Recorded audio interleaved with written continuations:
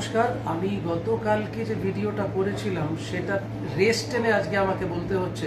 তার কারণ আমি এতক্ষণ ভিডিও ছাড়িনি। মূলত আমি অনেক সকাল সকাল ভিডিও ছাড়ি, কিন্তু আজকে আমি ভিডিও এই জন্য ছাড়িনি যে আমি খুব হতবাক হয়েছি যে এত চতুর্দিকে এত প্রতিবাদ, এত আন্দোলন, এত কিছু হচ্ছে, তারপরেও আমি আমি আজকে সকালে দেখলাম ইউটিউবে যে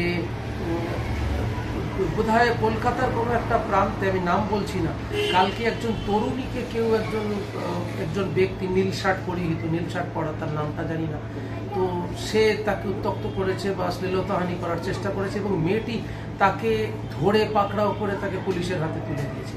এটা সত্যি খুব কুর্নিশ জানানোর মতো কথা, কিন্তু সবচেয়ে কষ্ট এখানে হচ্ছে যে এত বোঝানো হচ্ছে, এত বলা হচ্ছে, তারপরেও এই ধরনের নোংরা মানসিকতা কেন আসছে মানুষের প্রতি, মানুষের এটা সত্যি সত্যি বোঝা যাচ্ছে না।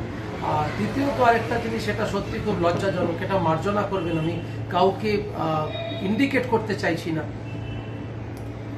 একটি প্রতিবাদ সভা বা প্রতিবাদ মিছিল কোথাও হচ্ছিল, সেখানে একটি মদ্যপ মানুষ যে একটি বাইক নিয়ে ঢুকে পড়ে, তার গায়ে পরনে সিভিল ড্রেস ছিল, কিন্তু আনফর্চুনেটলি দুর্ভাগ্যবশত তার বাইকের ওপরে পুলিশ লেখা ছিল।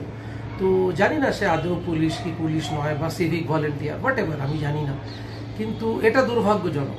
এটা কিন্তু আমি কাউকে ইন্ডিকেট করলাম না, কেউ যদি মনে করেন যে আমি কাউকে ইন্ডিকেট করছি, আমি মার্জনা চেয়ে নিচ্ছি, কিন্তু এই ঘটনাটা সত্যি দুর্ভাগ্যজনক যে আমি গাড়ির মধ্যে একটি সরকারি দপ্তরের নাম লিখে সেই গাড়িটা নিয়ে মদ্যপ অবস্থাতে একটা মবের মধ্যে ঢুকে যাব, একটা মিছিল, প্রতিবাদ মিছিলের মধ্যে ঢুকে যাব, যেখানে নারীরা রয়েছেন, যেখানে মহিলারা দাঁড়িয়ে প্রতিবাদ করছেন, মহিলারা জাস্টিস চাইছেন, আর সেই জাস্টিসের জায়গায় একজন মদ্যপ ঢুকে পড়বে, এটা সত্যি টলারেবল নয়, এটা টলার করা যায় না। যাই হোক, সবাইকে নমস্কার জানিয়ে আমি আজকের মতো এখানেই ভিডিও শেষ করছি।